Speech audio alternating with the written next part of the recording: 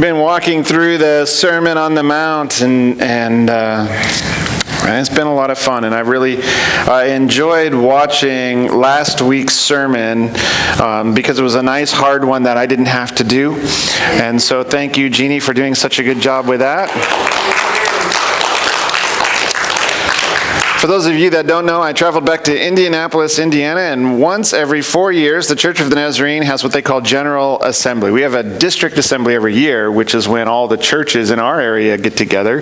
But then every 4 years, there's a General Assembly where they make some decisions and so forth. And so I traveled back to that last week and came home on Monday, and it was a great time. But there's one thing that I have come to realize that you really need to beware of the airport stores.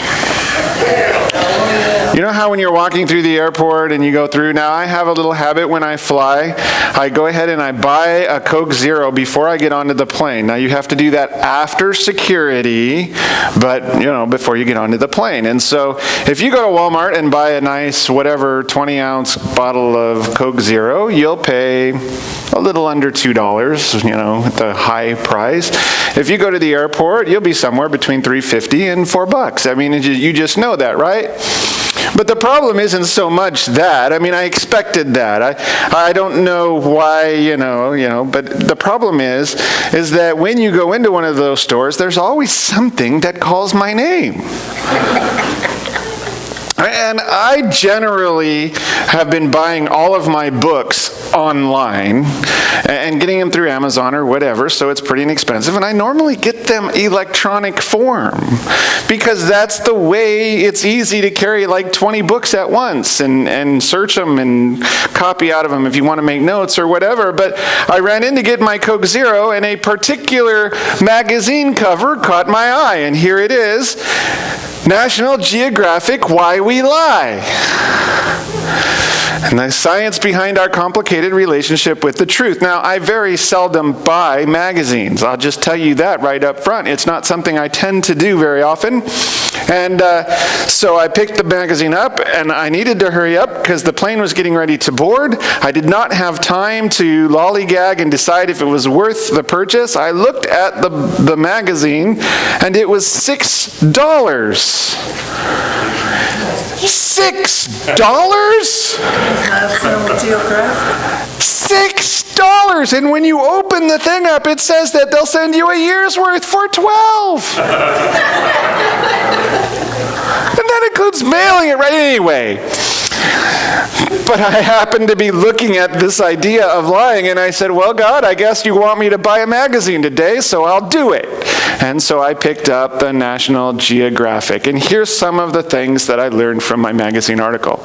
Researchers suggest that lying is easy because we want to believe.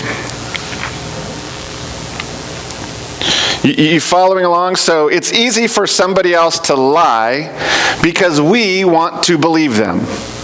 So in other words, if I came up and I told you I used to, way back when I was just like 17, 18 years old, do a bicycle ride that's 160 to 180 miles, I don't remember exactly, that went from Phoenix all the way to Parker, Arizona, you want to believe me. You may say,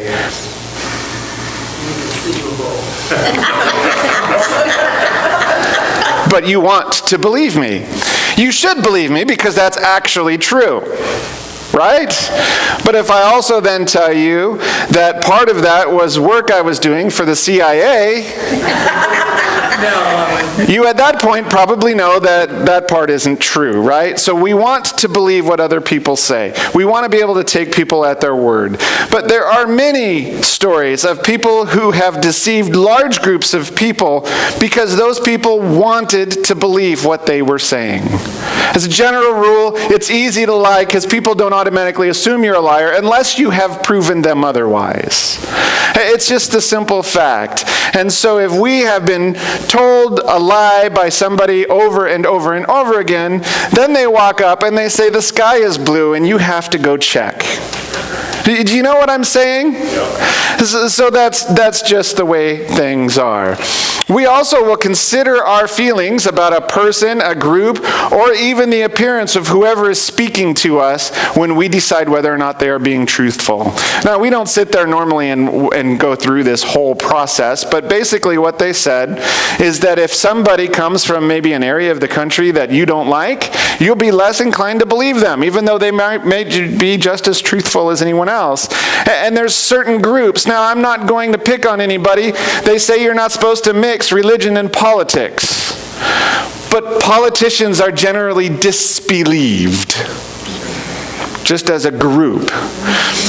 So, and if the appearance of the speaker, if I were to get up here and tell you something that doesn't match with what you think that my appearance would be, then you will then begin to think that. Researchers also suggest that lying is easy because we learn to deceive. It's a learned trait. It's part of the natural developmental process. Now, this is the part that fascinates me about lying, because I never thought of it. But they say that most of us have learned to lie somewhere between the ages of 2 and 5. That starting at age 2, we learn how to deceive, and that other people are willing to believe because they want to take us at our word. Now, when you're 2 to 5 years old, you're probably not a very good liar. But as you get older, you get more sophisticated, and some people become quite wonderful liars. It's the truth. Now, here's some interesting statistics. Between the ages of 6 and 8, at least 26% of kids between the ages of 6 and 8 lie at least once daily. 7% of those lie more than 5 times a day. Now, here's the interesting part about this. You have to self-report your lies, so who knows if they were telling the truth. Ages 9 to 12, 57% lie at least once daily, 14% of those more than 5 times a day. Are you ready? You notice these numbers are going up? What do you think 13 through 18 would be? 75. You're close, 74%, at least once daily, with 15% of those more than 5 a day, which means that you shouldn't listen to your teenager and believe every word they say. Amen. Finally, the numbers start going back down. 18 to 44 is 54% and 9%. Ages 45 through 59, 50% lie at least once a day. 50%. And from ages 60 to 77, 44% lie at least once daily. And if you're over 77, they just assume you forgot.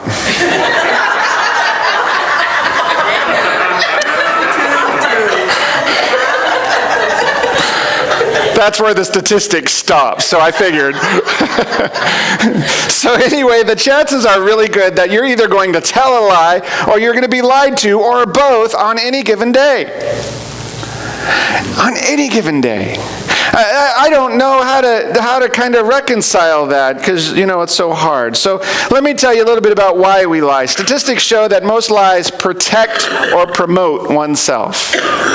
It's either a protection or a promotion. Here's how those stats look up. To cover up an error or escape or avoid other people, 36% of all lies.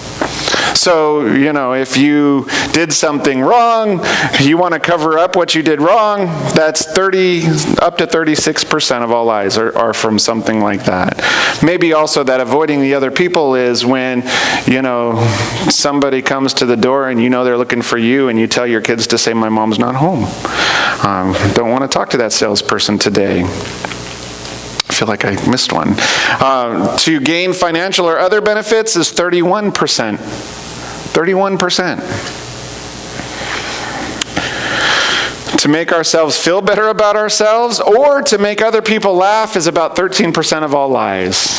I think that the researchers kind of worded that make ourselves feel better something like to improve our personal impression of ourselves.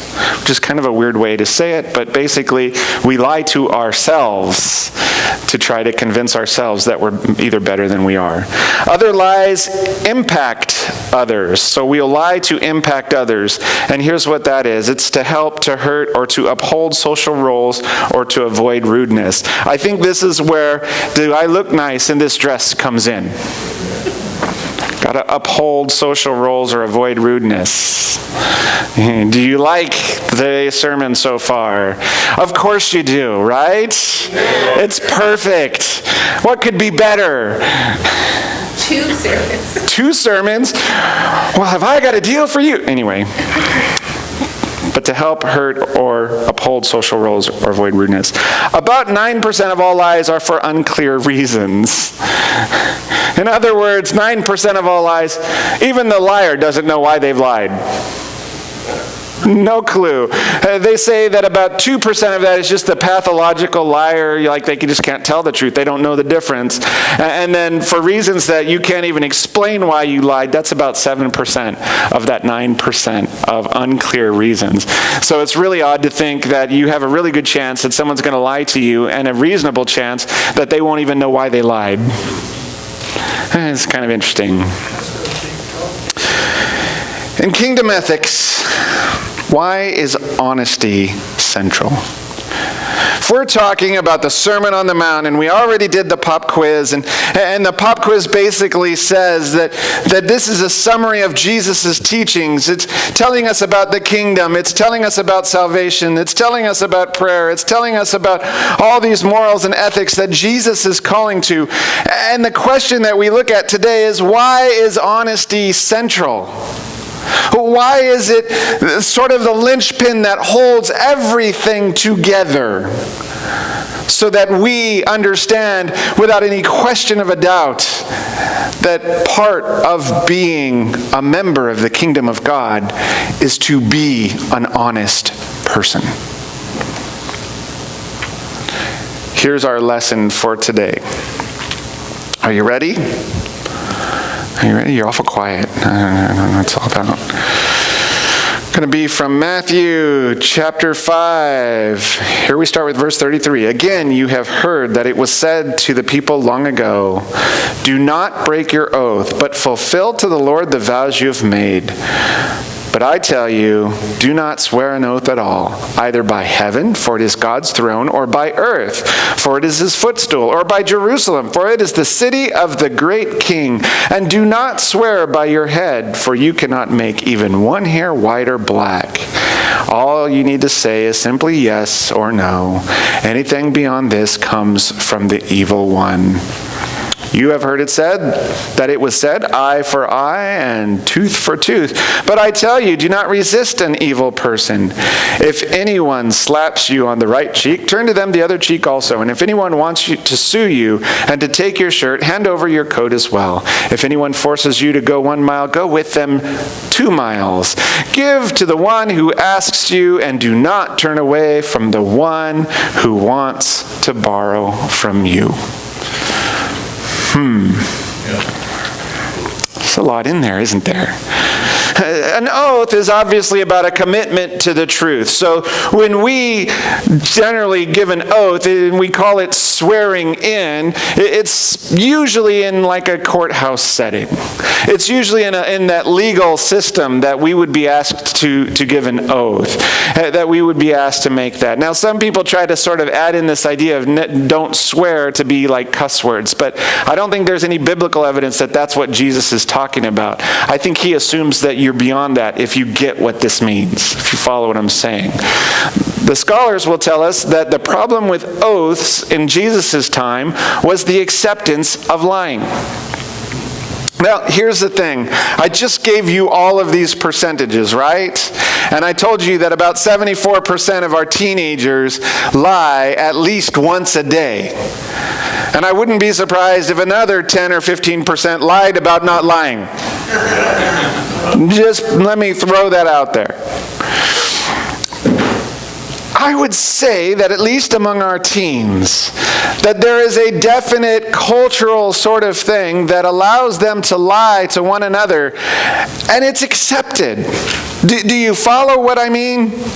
That as long as they have a good reason, it's justified to them, and that's all fine, and that's all dandy. And scholars are saying basically in Jesus' time, that was society. That it was basically okay. You could go out and just simply lie away, and that would be fine because, hey, if you didn't know, it's really easy to lie because others want to believe you, and it's really easy to lie because we start learning how at about age 2. Some people have a lot of practice. People then would swear by heaven or Jerusalem to imply that they were telling the truth. But they were actually free to lie because there was only one thing that you would swear by that would be the absolute 100% truth, and you were committed to it. And that was by God or Yahweh.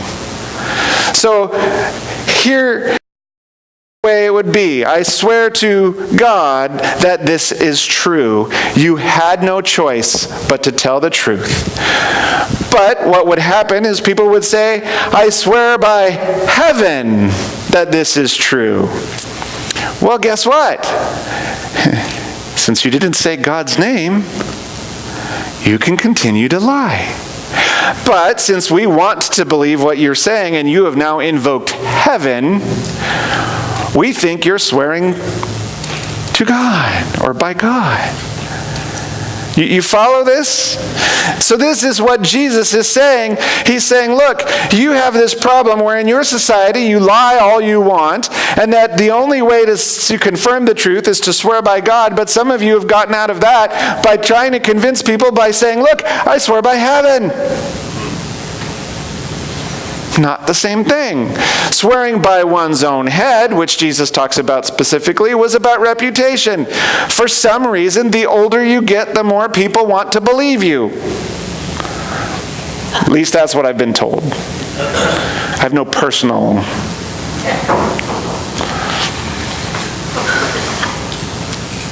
So who are the most respected and honored? The older, whose hair have generally turned white. Right? So basically what Jesus is saying is that if you want to swear by, oh, look, I have all this white hair. Well, guess what? Today, there's a lot of people who should have white hair that don't. I've heard of a lot of people who dye their white or their gray hair to a different color. I've not really heard anybody who did it the other way around. I don't know if you could go down and buy gray hair color. I guess maybe you could, but... Yeah. Okay, you tell me you can. But guess what? Not only is that true today, it was true back then. You could change your hair color. You could make things different. But ultimately, you can't control what's underneath. So you start to get the idea that what Jesus is really telling you isn't that, hey, listen, you don't control that. He's saying you need to be honest. You need to be the truth. Just like you can't change your hair. It's something that's really important for us to understand. Jesus is basically calling his disciples to be known as truthful without having to make an oath. And now I realize that this is not earth-shattering, right? Like when you walked into church this morning, I'm guessing that most of you walked in here this morning saying, this should be a place of truth. This should be a place where I don't lie. This should be a place where we know that whatever somebody says is going to be the truth. That we're going to hear the truth. We're going to see the truth. We're going to share the truth with one another. I think we walk in here knowing that, right? I really do. I hope we do anyway. But oaths should be absolutely unnecessary for kingdom citizens. If you say something to me and I go, really?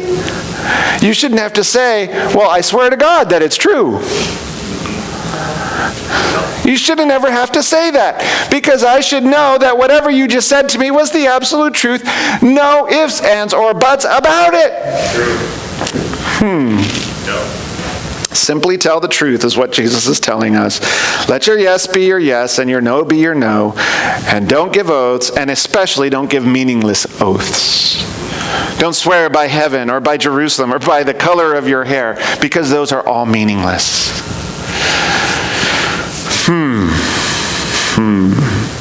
That's easy enough. It's easy enough. I want to remind you that the Sermon on the Mount is what we are to be, not what we are to do. So honesty is something that we are. Do you hear what I'm trying to say? Honesty should be something that we are. I thought about this. My mom always told me, be honest. Be honest. She was especially good at doing that when she thought I might not be telling the truth. Not that I would ever lie to my mother when I was a kid. When I was learning how to lie, I mean, be honest. She didn't say, do the truth or tell the truth because it's something to do. It's supposed to be who you are. Even do the honest thing is a characteristic of being. If I tell you to do something that's a part of a characteristic of something that you are supposed to be, I'm not telling you to do anything. Have you ever heard anybody say, are you human? You got to do the human thing. You got to have some compassion. You got to sleep once in a while. You got to do this once in a while, right? They're not so much suggesting what you do, but what you should be. And that's what Jesus is saying here too. If someone questions what you've said, here's the simple thing. You should be able to just repeat the truth. I've noticed that some people who are pretty good about lying will lie, and then when you question them about it, you ask them a question, they make the lie a little more believable by adding something to it. That's what Jesus is talking about. So if I tell you right now that I am wearing a light green shirt, and you're like, I'm not sure that that's light green, that I should be able to tell you a second time, it's light green.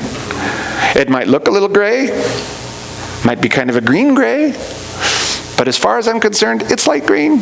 And I have lots of people who will agree with me. Anybody want to disagree? Liar. Simply repeat the truth. Jesus kind of tells us something that we should pay close attention to. To be dishonest is evil. To be dishonest is evil. That's what Jesus said. Are you listening to Jesus? That's what he said. To be dishonest is evil. Now, I'm not exactly sure how this plays out for the dress doesn't make you look fat line. You know what I'm saying? Oh, I'm just not going to answer that question. Do you like my new glasses? I don't know. If we're dishonest about things on earth, how are we representing Christ to the world? I mean, think about it for a minute. If we are not being honest about simple things that in the end probably don't matter all that much, how do we represent Jesus Christ to the world? If we've done something that somebody else is going to look at us and go, well, what were you thinking? I realize that because we have been conditioned to do so, our first thought is to go, well, I didn't do that. Never, right? Y'all are looking at me like, what are you talking about? Never heard of such a thing. Was that you pulled over by the police officer on the side of the road that I saw? Of course it wasn't me. It was Augustyn. Of course it wasn't me. Must have been a car that looked like my car. Must have been somebody with the same license plate as me. I'm sure they issued more than one, right? You see what I'm trying to say? There's a second issue in the passage that we read, and this is sort of a twofer. I've been telling the staff that if we were to take the Sermon on the Mount and go just segment by segment, we would be on the Sermon on the Mount until sometime near Christmas, and I really don't want to take that long to get you through it, because after all, it is a summary of Jesus' essential teachings, and we can't wait forever to get to them all. Right? I expected an amen, and you guys are just sitting there staring at me like I'm... So you almost get a twofer today. It's like a twofer, all right? The second thing is do not resist an evil person. That was what we read in verse 39. Do you remember it? You have heard it said, eye for eye and tooth for tooth. But I say, do not resist an evil person. Excuse me, Jesus? We are evil super fighters, right? Oh, yeah.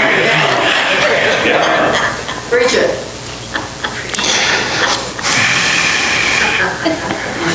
Sermons take longer if you're not with me. Amen. Do not resist an evil person. What on earth is Jesus talking? Here's what he's saying. Legally, the case is an eye for an eye and a tooth for a tooth. That is what the law says. And in fact, it was put down by God back in Exodus, a book that we've sometimes talked about in our church services. But back in Exodus. And this is an idea that you may know as lex talionis. These laws basically say that what is taken from you, you should be repaid with like. And so lex talionis was more about limiting, not requiring retaliation. The whole purpose of these sorts of laws is to say, look, if somebody was swinging their golf club out on the golf course and you accidentally hit them in the eyeball and it pops out forever, that the most you should ever owe them again is your eyeball.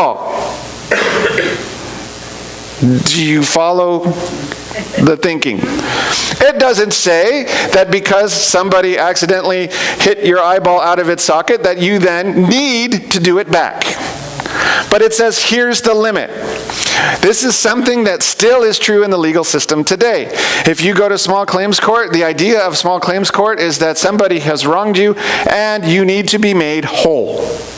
So you can go to court and you can sue for the money to make you whole. But you can't go in and say, well, they owed me $1,000, but because they've been so rude about it, now I think it's $20,000. No, the idea is you need to be made whole. That's the idea. That's what's being said here. So when Jesus says, do not resist an evil person, he's not saying that we should simply stand around and do nothing while evil is happening. I know that's what it sounds like when we read it, but you got to look at the context of what Jesus is saying. He's not saying, look, you see something evil happening, don't resist. Just let it go. That's not at all what he's trying to say. What he's saying is that Christ followers shall not retaliate when they have been wronged. That if you are a member of the kingdom, that if somebody does something wrong to you, your first reaction shouldn't be, all right, now it's my turn. Right? Yeah, some of you are like, I don't know if I'm buying that. I know that's what some of you are saying. Too bad. It's what Jesus is telling us. It's what he's trying to say. I want to make sure we're super clear here. This is not becoming a doormat or allowing yourself to be abused. If somebody is taking advantage of you, you need to stop it. Right? There's a difference, though, between being a doormat and allowing people to abuse you or people to walk all over you or do bad things to you and seeking retaliation when you have been wronged. I want to make sure that we get that distinction. There's a couple things I'd like to say. Retaliation never feels as good as we think it might. Never. Never, ever. And here's what I'm kind of thinking about that. Particularly as Christ followers, that because we are called to be people who are not retaliating, who are not going to seek revenge when we are wronged, that when we get our retaliation, it isn't who we are for that person to then be hurting or in pain.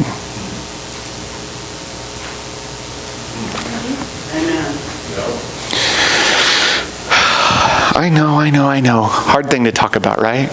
Easier said than done. It's not about what we are supposed to do. It's about who we're supposed to be. It's not about going, all right, you just hurt my feelings. Now it's time for me to hurt your feelings back. It's what we want to do most of the time. You called me a name, well, I can think of a few choice names to call you as well. Right? I was pulling out of my driveway the other day, and there's some cars coming, and what happens on Foothills Boulevard in the middle of summer, normally all I have to do is sort of tap the brakes and make sure no one's coming and I can get on the road. But there was quite a few cars coming. And what happens is people are speeding. And people who are speeding mess up the flow of things because they're not with the other cars who had stopped at the light. And so this was happening, and I finally pull out, and there was more than enough room. Like literally, I had pulled out of the driveway and was already this way when the person honked at me and gave me an unfriendly hand gesture. No idea. Apparently this person thought that I had cut them off or pulled out in front of them. It wasn't even close. So they give me that hand gesture, and of course, I just sort of laughed. Calling you number one. Yeah, sure. I just sort of laughed. But I thought, particularly in light of this sermon, how tempting it would be to start thinking, well, I could give you that same gesture back. Why are you driving so fast? Everybody knows if you're going 45, 50 miles an hour down Foothills Boulevard, you're going to get pulled over on the on-ramp. Won't mention who that was. 4 examples are given of what being rather than doing looks like. Are you ready? Because here we go. The first one is you got to let an insult go. You just got to let an insult go. People occasionally are going to insult you. No. Not me, you. People sometimes are not going to see things the way you see it. Turning the other cheek is about letting an insult go. That's all it's really about. You see, if you think of terms of what it would be, what Jesus is basically saying, and he's very specific, it's the right cheek. If somebody slaps you on the right cheek, right-handed person slapping you on the right cheek means they have backhanded you. Backhanded is not going to be something that is so much painful as it is going to be something that is an insult. Right? It's like, oh, didn't really hurt, but now I'm really angry because you've insulted me. You've said that you are better than I am doing. And what Jesus is saying is you shouldn't just turn around and insult them back. You've insulted me, now let me insult you. I think there's a couple reasons why this isn't supposed to be in the kingdom. And one of them is it would look really bad for us to say we love Jesus Christ and we are followers of Jesus Christ if all we did was try to give back what we got. You follow what I'm saying? That wouldn't look so good. And the other thing is if we're talking about mere insults, eventually we ruin any relationship that we might have. You see, if somebody insults me, and they did it intentionally, on purpose, and I maybe just go, well, that hurt, and walk away, I've kept that relationship intact. That person has the ability to come and apologize. That person has the ability to make things right with me, right? But if they insult me and I hurl something back, what are they going to do? They're going to keep it going. And then I'll probably keep it going. And then they'll keep it going. And what happens? You've destroyed that relationship. Nothing's going to happen. How can God be glorified when we are certain to get our revenge over a simple insult? He can't. He can't. Second thing Jesus says is do more than is necessary to make things right. This is when he says, if someone sues you for your coat, give them your shirt as well. The implication here is that the person demanding the items is self-centered and mean. The two items that are mentioned, the shirt or the tunic, is basically your undershirt or your undergarment. And the cloak, or you also hear it as a tunic, is your coat. Now, obviously, we want underwear. We wear underwear for modesty reasons and everything else. And in that time, your coat is what you slept in to stay warm at night. So when someone's demanding the very thing that helps you to stay warm, to help you to stay the way you ought to be, and keep you comfortable and keep you safe, that's not a very nice thing to do. And so Jesus is saying, when somebody is self-centered and mean, do everything you possibly can to make it right. So if they demand your coat, give them your undershirt too, and go, here you go. How about that? I think that's so important for us to understand. I think it's so important for us to realize that what Jesus is saying is, look, there's an implication here, by the way, that if they're going to sue you for your coat, you owe them something already. You need to make something right. And Jesus says, go beyond what they're asking for. Asking for something to repay a debt is one thing, but totally disregarding another is mean. And Jesus says, that isn't what is important. What is important is how you respond, who you are to be. And as a person of the kingdom, give them your underwear as well, is basically what he's saying. I hope we get that. I hope we get it. One of the things that this is a no excuses policy. You follow what I'm saying? No excuses. The next thing that Jesus tells us is that we are to respond to unfairness with cheer. I know, most of you do that already. Most of you are, something's uncool, and you just smile and go, this is great, it's okay, everything's fine, no worries, no problems, it's all right. That's what we do. Thank you for treating me unfairly. When Roman troops would force a person legally to carry their gear for a mile, Jesus says, don't just go a mile, go 2. Is it fair for somebody else to ask you to carry their stuff for a mile? No. Even if it is legal, it's not fair. And Jesus says, look, you're faced with an unfairness. What should you do? You should respond cheerfully. Well, why, of course, I'll do what you're asking me to do, but I'll tell you what. Why would we stop in a mile? Let me go 2. Let me go the second mile. Let me take you a little further. Let me show you some kindness.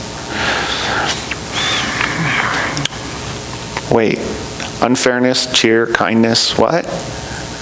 You've treated me unfair and I should be cheerful and kind? That's what Jesus is saying. That's what he's trying to tell you. The cheer is to recognize that you represent a different kingdom than Rome.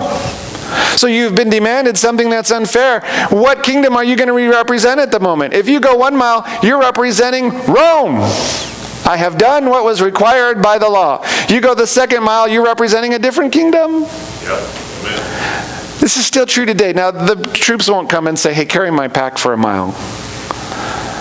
But are you going to be represented with unfair situations? I think so. This is a definitely be, not a do, because I've noticed something about forced situations, and cheer is not something we can do. Ever been angry and then somebody wants you to be cheerful?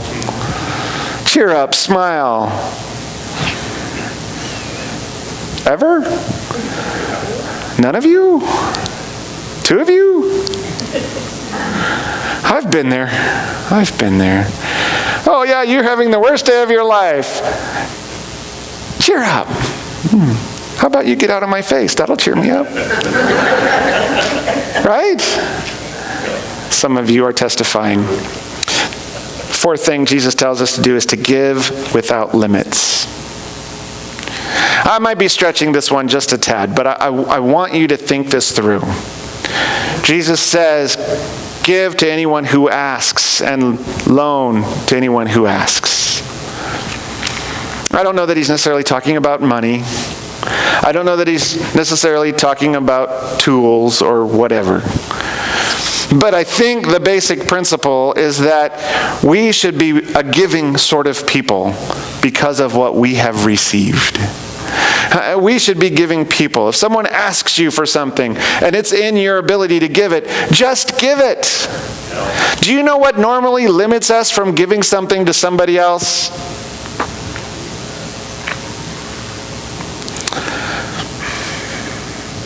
It's this. It's this one question we ask ourselves. Somebody says, will you do this? And we ask ourselves every time, whether we actually physically ask ourselves or not is totally irrelevant. But we ask ourselves, what's in it for me? What's in it for me? If I loan you my tool, what's in it for me? If I give you something, what's in it for me? Jesus says, wrong, wrong, wrong. Be generous when loaning things. And by the way, see it as a blessing. I know sometimes that means you're going to hand something off to a neighbor and you're going to be like, I don't know if I'm ever going to see this again. But at the same time, you can hand it off and that person might be way blessed. And knowing that you were a blessing could be what Jesus wants. I think that's important for us. You see, the Christian ethic ultimately is to see others as equally important as we are.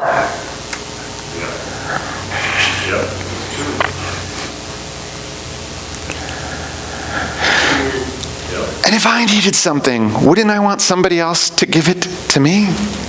Wouldn't I want somebody else to help out? This whole idea is about being willing to see others as God sees them, not to go out and say, hey, look, you might be a nice person and all, but you insulted me, so you're not worth my time. Or you're worth my time, but only once you've made it right. That's scary. Back to our original question, in kingdom ethics, why is honesty central to life? Here's my answers. Are you ready? First off, honesty helps us to see others as God sees us. The beauty of us, being able to see us, is that we know everything about us. Other people looking in don't know our motives. They don't know what we've just been through. They don't know what we just left or what just happened to us. But we do. And God does. But God knows what happened to that other person. And maybe they're really mean to you or really rude to you right there. And you want to just go, hey, listen, who do you think you are? And God says, hey, listen, I know that person. I know exactly what's going on. Thought about this, and the biggest reason that we lie, one of them was to promote or protect ourselves. God says, I want all of you to be blessed. Why do we want to put ourselves ahead of other people? I've struggled with this sometimes when it comes to sharing the gospel with others. Struggled, and I'll be honest with you, I don't want to promote myself. I want to promote Jesus Christ. I don't feel like I really need to protect why I follow Christ. I think the reasons why we follow Christ are pretty evident. I think they're pretty solid. But I think too often the church has presented the gospel message as we're right and you're wrong. And that's a lie. To say that we're somehow better than others. In each of these situations, we can easily see that lying to protect oneself might be a preferred route. You get insulted? What's the lie we normally say if we don't insult back? It's okay. Doesn't bother me any.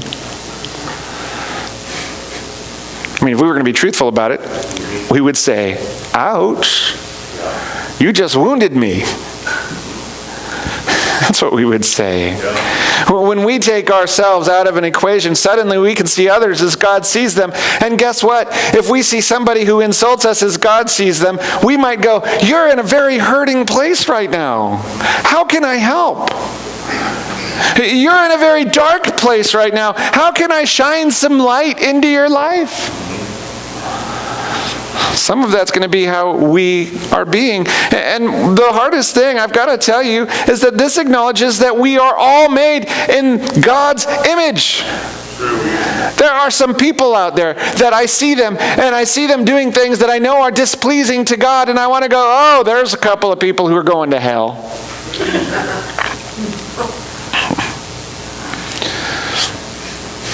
Not really. My heart aches for them. My heart aches for them. Several years ago, we were at Disneyland, and I don't know why, but it seemed like every line we were in, I was seeing people who either looked incredibly strange with piercings in places you shouldn't be piercing, and or tattoos in places I don't think tattoos belong, or were images that were not the way they were to be. And I was seeing men holding hands with other men and all of these different things, and I was like, where is this world going? And I was standing there in line, and this is how you know when God is talking to you, is when you are absolutely broken. Because God says all of these people that you keep judging were made in my image. It's probably the only thing I remember from that particular Disneyland trip. God said, these people are made in my image. I love them as much as I love you. How do we speak the truth to them? How do we get them? Well, you know what? Sometimes they're going to insult us. And we're supposed to turn the other cheek. We're supposed to let it go. Easier said than done. That's what we're supposed to do. Jesus' call to kingdom values, which consider others as equals. Now, I realize that I'm a pastor, so I'm better than the rest of you, but for you guys, That's a lie. I wasn't sure any of you were listening, so I just thought I'd throw something in there. We are all the same. Anybody never had a struggle in your life? Does everybody have all the money they ever wanted? Does anybody ever go, gee, I need to be on a diet? Anybody ever go, I ought to go work out? The doctor tells me that I should do this? Anybody ever struggle with any kind of temptation? And I mean any. We're not just going to talk about the big stuff, because it's any.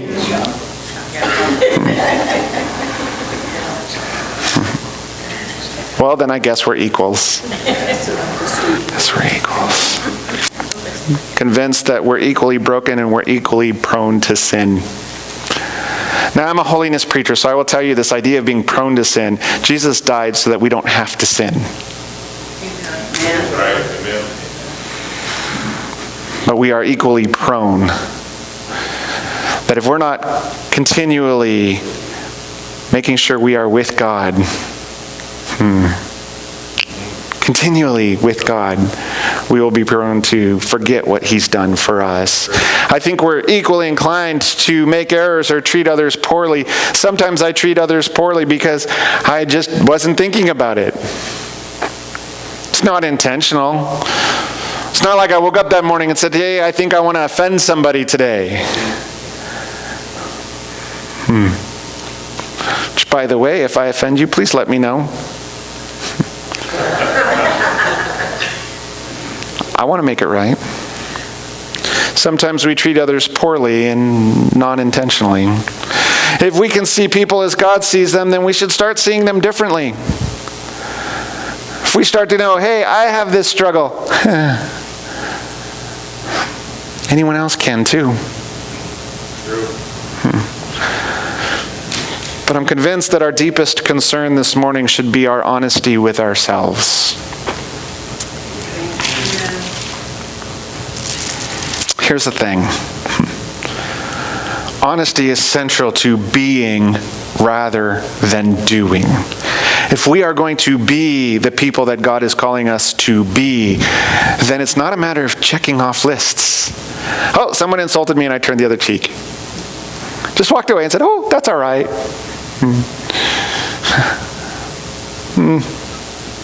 That doesn't make us be what God is wanting us to do. You see, we can become convinced that we have reasons to act or think the way we do.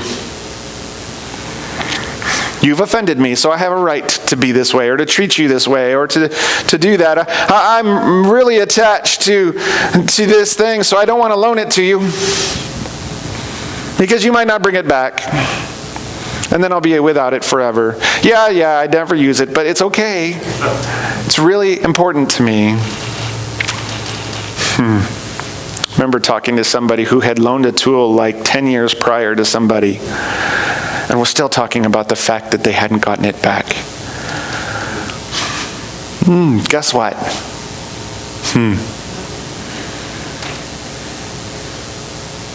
I don't know how to help you. You're not justified. You know, I've noticed a lot of times a person wronged me, I have a right to never speak to them again.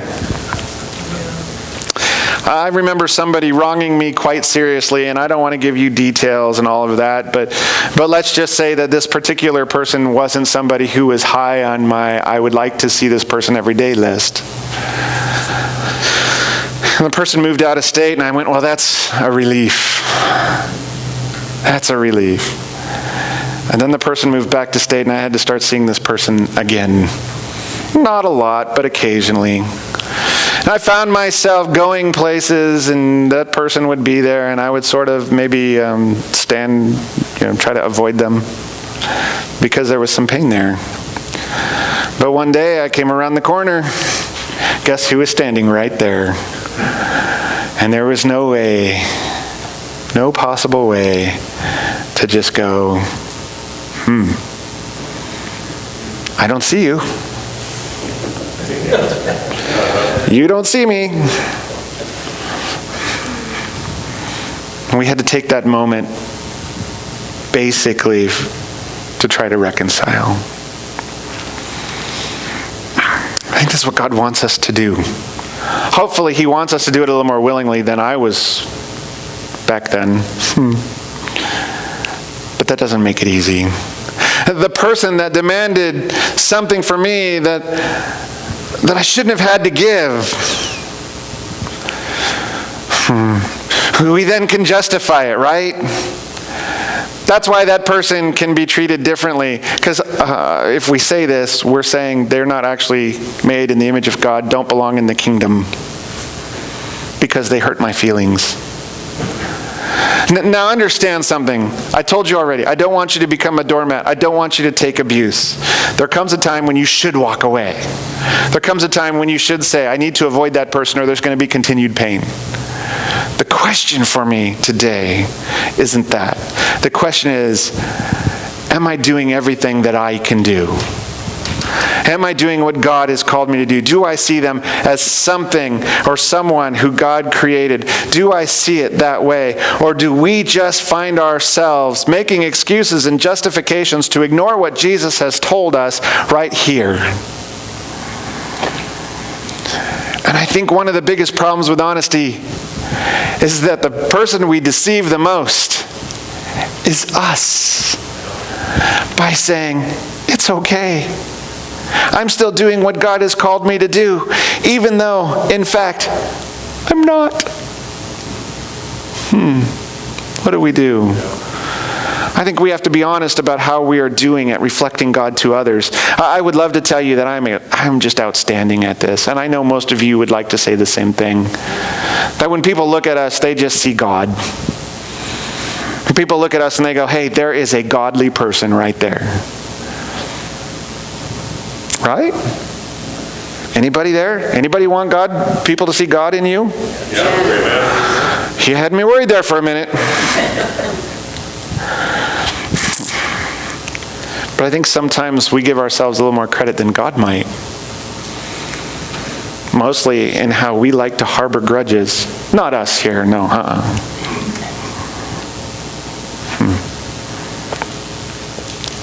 It's impossible to be what Christ calls us to be if we deceive ourselves into believing our own lies. Do you hear? Do you hear?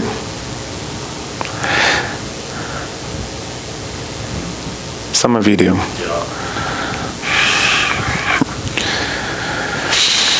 I don't want any of us to walk out of here this morning thinking, oh, we've got this down.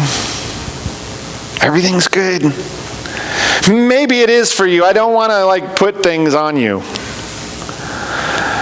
But I think we have to truly reflect and take any of the topics that we've discussed. The one sermon in this whole series that so far has generated the most reaction from the congregation, both those who were here and those who watch online. Because I've actually gotten emails on this sermon. It's the one on anger. Yeah. Oh, wait. That's what you meant? Yeah, I think that's what Jesus meant. Are we honest about that?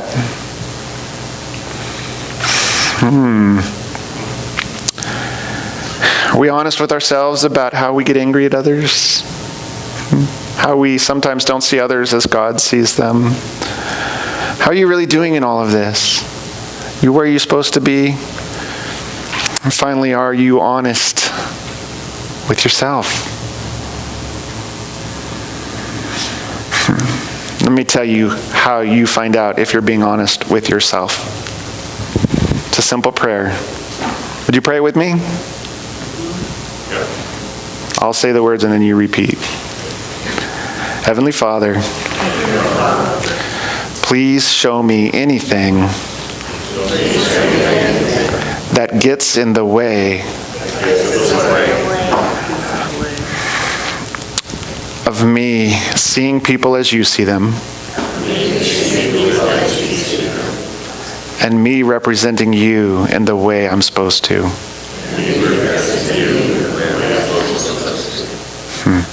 Amen.